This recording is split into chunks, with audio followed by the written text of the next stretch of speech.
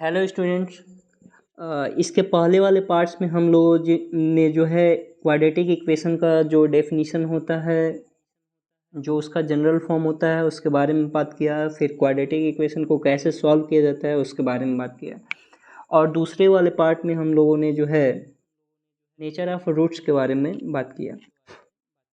तो इस पार्ट में हम जो है ना रूट्स का सम और रूट्स का प्रोडक्ट के बारे में बात करेंगे। अगर आपने इसके प्रीवियस वीडियोस नहीं देखे हैं तो प्लीज़ पहले जा कर के आप उस वीडियो को देख लीजिए, तभी ये समझ में आने वाला है, नहीं तो नहीं आएगा।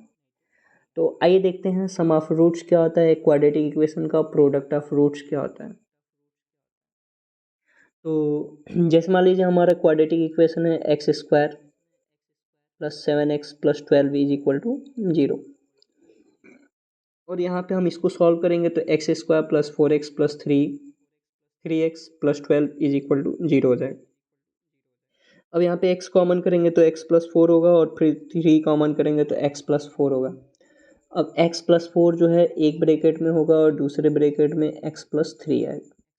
अब पहले ब्रैकेट को जब 0 से कंपेयर करोगे तो x का वैल्यू जो मिलेगा -4 मिलेगा, और x प्लस 3 को जब 0 से कंपेयर करेंगे तो x का जो वैल्यू मिलेगा वो -3 मिलेगा। अब यहाँ पे ये जो दोनों वैल्यू आया, x का एक वैल्यू हमारा -4 आया, x का एक वैल्यू -3 आया, इन दोनों वैल्यू को ही हम क्या बोलते हैं, रूट्स बोलते हैं। ठीक है, तो एक बार जब हम इसका सम निकालेंगे, सम ऑफ रूट्स निकालेंगे, तो क्या हो जाएगा हमारा -4 और -3 को जब सम करेंगे तो -7 के बराबर आएगा। इसके बाद प्रोडक्ट ऑफ रूट्स निकालेंगे, यानी कि इन दोनों का मल्टीप्लाई करेंगे, तो -4 इंटू -3 करेंगे तो 12 आएगा। अब देखिए आपको इतना लंबा प्रोसेस करने की ज़रूरत नहीं है। आपको क्या करना है, फार्मूला याद रखना है और फार्मूले की मदद से हम आसानी से इसको सॉल्व कर सकते हैं।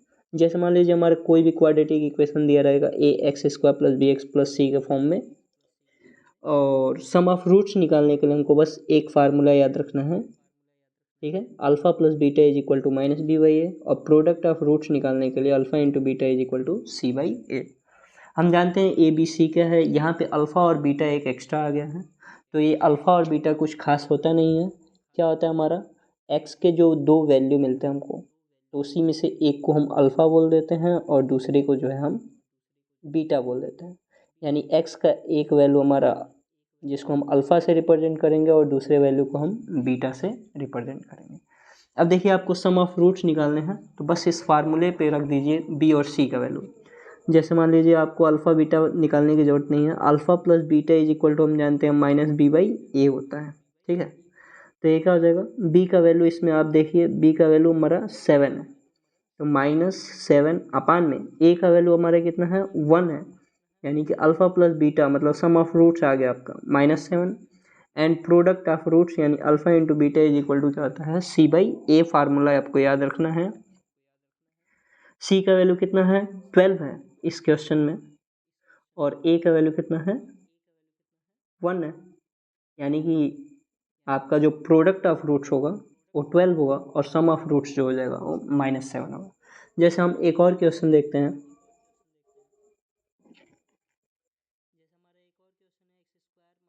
जैसे हमारा एक और क्वेश्चन है x² - 5x + 6 is equal to 0। तो इसमें हम जानते हैं a का वैल्यू कितना है, 1 है, b का वैल्यू कितना है, -5 है, और c का वैल्यू कितना है, 6 है।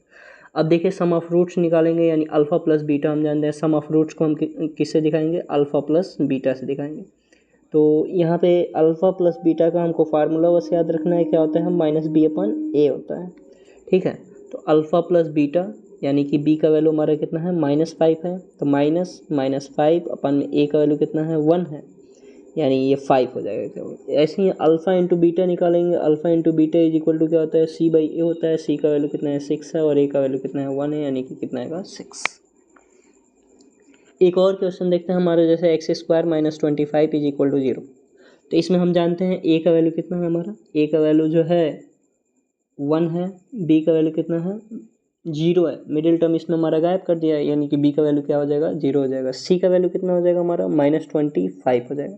अब यहाँ पे अल्फ़ा प्लस बीटा जब निकालोगे तो कितना होगा, बी माइनस बी बाई ए हम जानते हैं फार्मूला होता है, और प्रोडक्ट ऑफ रूट्स जब निकालोगे यानी अल्फ़ा इंटू बीटा निकालोगे तो कितना आएगा, सी बाई ए आएगा। अब देखिए यहाँ पे अल्फ़ा प्लस बीटा यानी बी का वैल्यू हमारे कितना हो जाएगा, 0 अपान में ए का वैल्यू 1, यानी कि अल्फ़ा प्लस बीटा 0 हो जाएगा, और अल्फ़ा इंटू बीटा क्या हो जाएगा, तो सी बाई ए माइनस 25 बाई ए का वैल्यू 1 यानी माइनस 25 हो जाएगा। अब क्या करना है, एक और एग्जाम्पल, इससे कई सारे क्वेश्चन घुमा घुमा के पूछता है। जैसे एग्जाम में जो है ना, एक क्वेश्चन हम आपको करा रहे हैं, क्या, एक्स स्क्वायर प्लस 7x और प्लस 12, अभी हम लोग इसको सॉल्व किए थे, ठीक है। और यहाँ पे जो है अल्फ़ा प्लस बीटा का जो वैल्यू आया था वो -7 आया था, और अल्फ़ा इंटू बीटा का जो वैल्यू आया था वो 12 आया था, ठीक है। अब आपसे क्वेश्चन पूछ देगा क्या, कि बताइए alpha square plus beta square का वैल्यू बताइए क्या होगा, या फिर आपसे क्वेश्चन पूछ देगा कि 1/अल्फ़ा प्लस 1/बीटा का वैल्यू सॉल्व करके बताइए क्या होगा, ठीक है।